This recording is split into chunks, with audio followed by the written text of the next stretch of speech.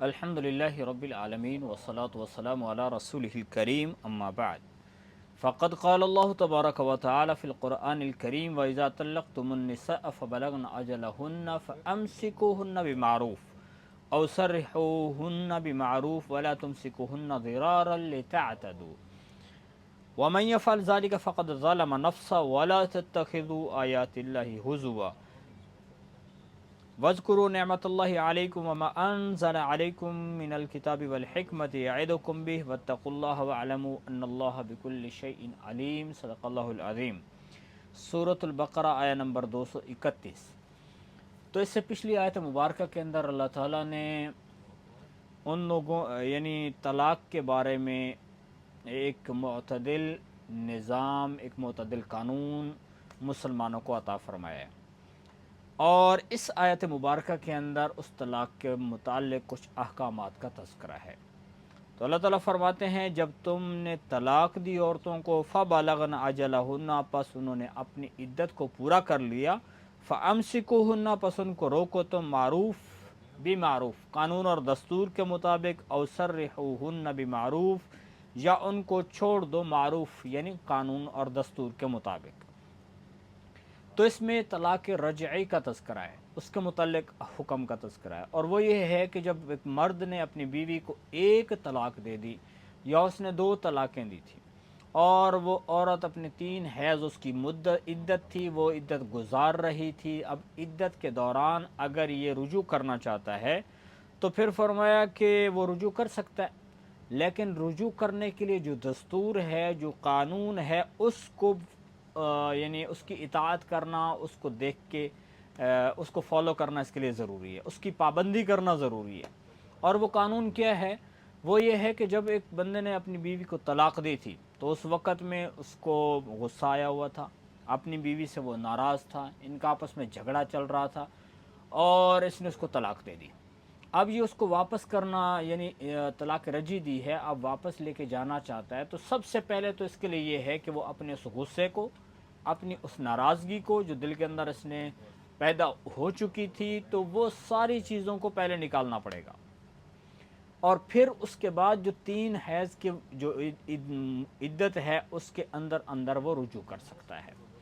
اور اس رجوع کرنے کے لیے ایک اور قانون بھی اللہ کی ذات نے ساتھ یہ بات بھی فرمائی ہے کہ جو دوسری جگہ قرآن کریم کے اندر ذکر فرمایا گیا کہ جب عدت کے اندر ایک مسلمان رجوع کرنا چاہ رہا ہے تو اس کے ذمہ ہے وَأَشْهِدُوا ذَوَيْ عَدْلٍ مِّنْكُمْ، کہ وہ اس کے اوپر 2 گواہ بھی بنا لے۔ ایک تو 3 مہینے کی مدت جو تھی اس کے اندر اس نے رجوع کرنا ہے، اور رجوع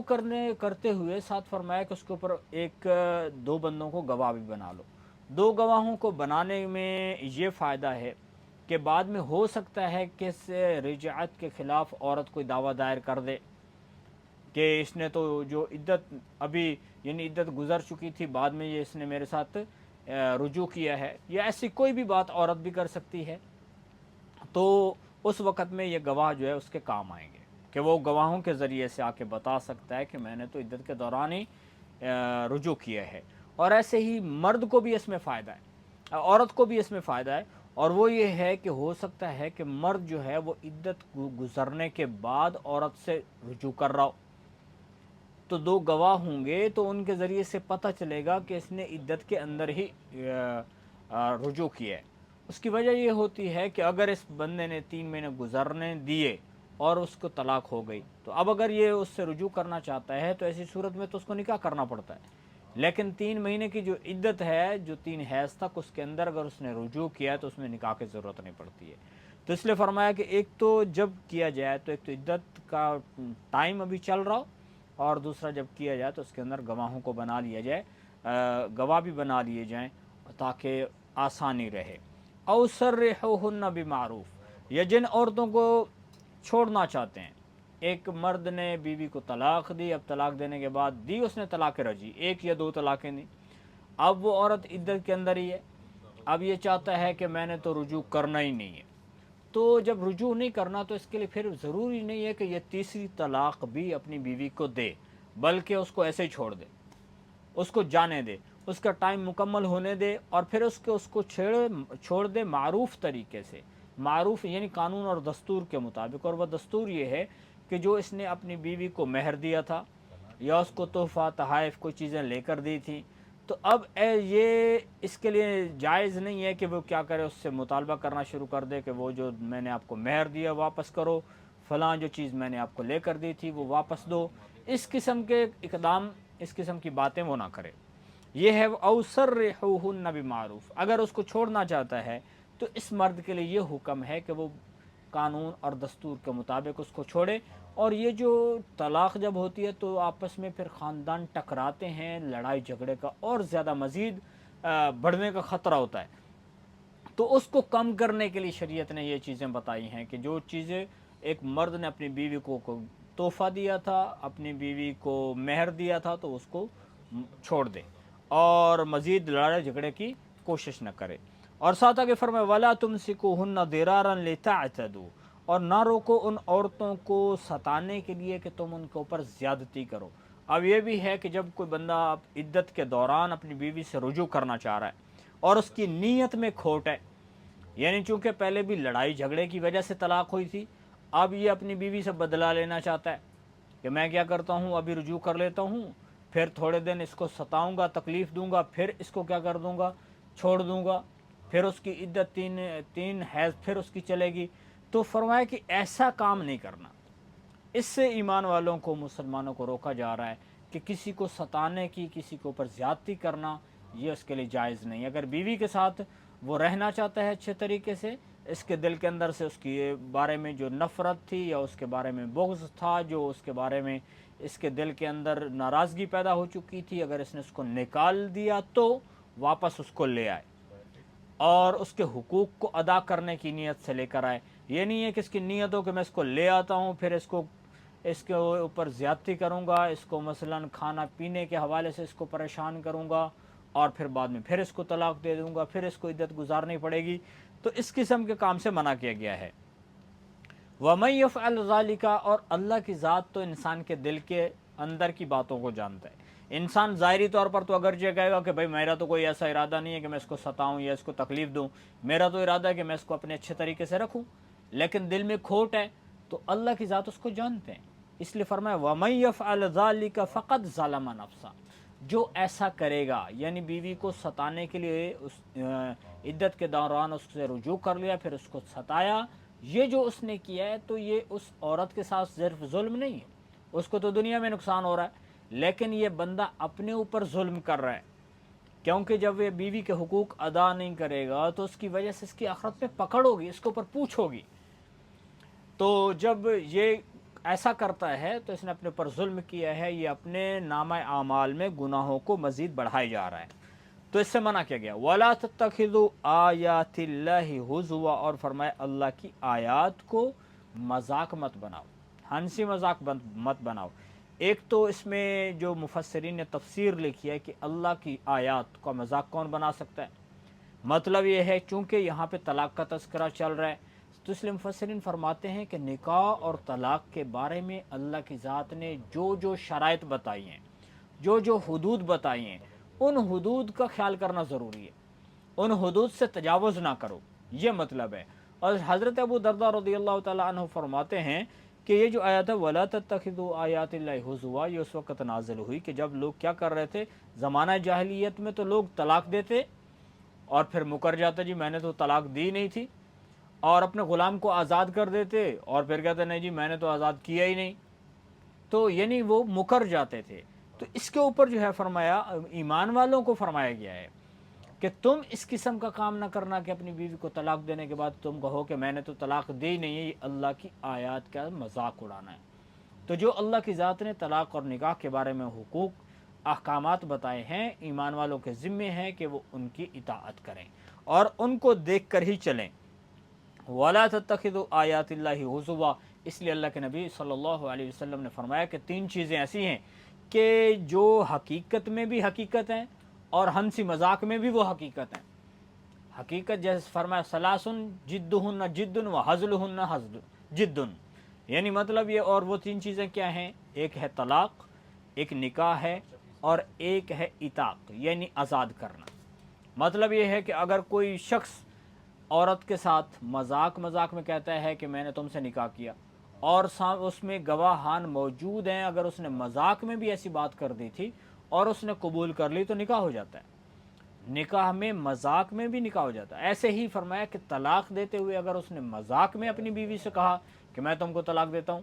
تو ایسی صورت میں بھی طلاق واقع ہو جائے گی۔ اور اگر آزاد کرنا، جیسے پہلے وہ لوگوں کے غلام ہوا کرتے تھے، لوگ ان کو آزاد کیا کرتے تھے، اگر کوئی اس قسم کا کام کرتا ہے کہ مذاق میں کہا کہ میں تمہیں آزاد کرتا ہوں، باندی کو کہہ دیا، غلام کو کہہ دیا، تو وہ آزاد ہو جائیں گے۔ اس کی حقیقت بھی حقیقت ہے اور مذاق بھی حقیقت ہے۔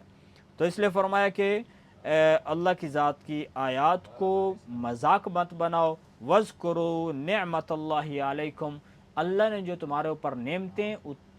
تم کو دی ہیں ان کو یاد کرو، وَمَا أَنزَلَ عَلَيْكُمْ، اور خاص طور پر وہ نعمت جو اللہ کی ذات نے من الکتاب والحکمہ، قرآن کی صورت میں اور حکمت کی صورت میں تمہیں عطا فرمائی ہے، یعنی نبی پاک صلی اللہ علیہ وسلم کے فرامین ہیں جو تمہارے پاس ہیں۔ اب اس کی یہ جو اللہ کی ذات نے عظیم نعمت تمہیں عطا فرمائی ہے، کیونکہ زندگی گزارنے کا دستور، زندگی گزارنے کا جو اصول ہیں وہ سارے قرآن و حدیث میں موجود ہیں، تو یہ اللہ کی بہت بڑی نعمت ہے۔ اور ساتھ فرمایا وَاذْكُرُوا نعمت اللہ علیکم، جو اللہ نے تمہارے اوپر نعمتیں کی ان کو یاد کرو، بہت بڑی نعمت ہے کہ نکاح کا قانون اللہ کی ذات نے ایمان والوں کو دیا۔ مرد و عورت ایک دوسرے کی ضرورت ہیں، اور ان کو آپس میں ملنے کا جو ذریعہ اللہ نے بنایا وہ نکاح ہے۔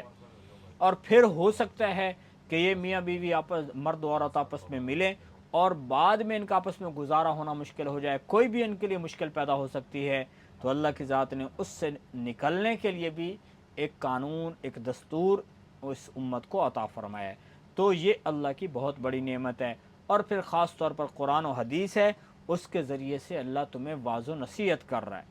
یعنی مطلب یہ ہے کہ جو اللہ سے ڈرے گا وہی اللہ کے بتائے ہوئے قانون کی پابندی کرے گا،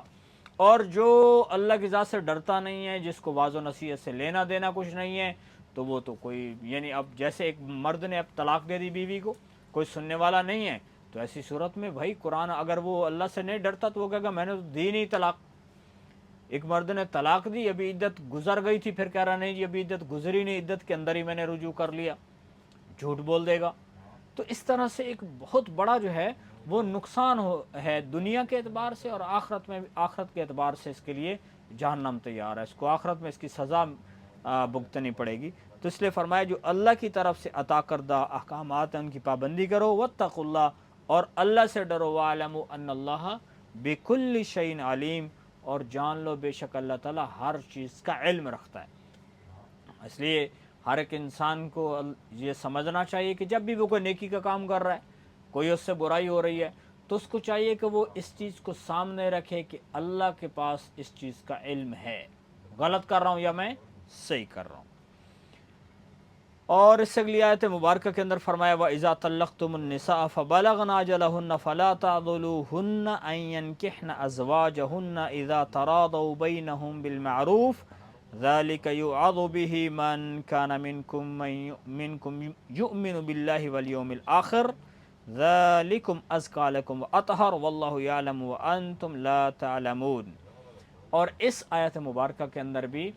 اسی طلاق سے متعلق کی احکامات کا تذکرہ ہے۔ اللہ فرماتے ہیں جب تم نے عورتوں کو طلاق دے دی، فَبَلَغْنَ أَجَلَهُنَّ، پس وہ اپنی عدت کو پورا کر چکیں، فَلَا تَعْضُلُوهُنَّ،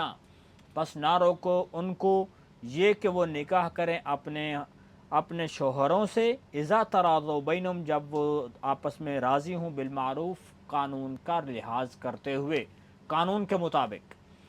تو اس آیت مبارکہ کے بارے میں ہمیں یعنی ایک تو اس کی شان نزول کے حوالے سے بھی بات آتی ہے کہ حضرت معقل ابن یسار رضی اللہ تعالی عنہ انہوں نے اپنی بہن کا ایک بندے کے ساتھ نکاح کر دیا اور پھر بعد میں اس نے اس کو طلاق دے دی۔ اب ان کی بہن، اور وہ طلاق رجعی تھی،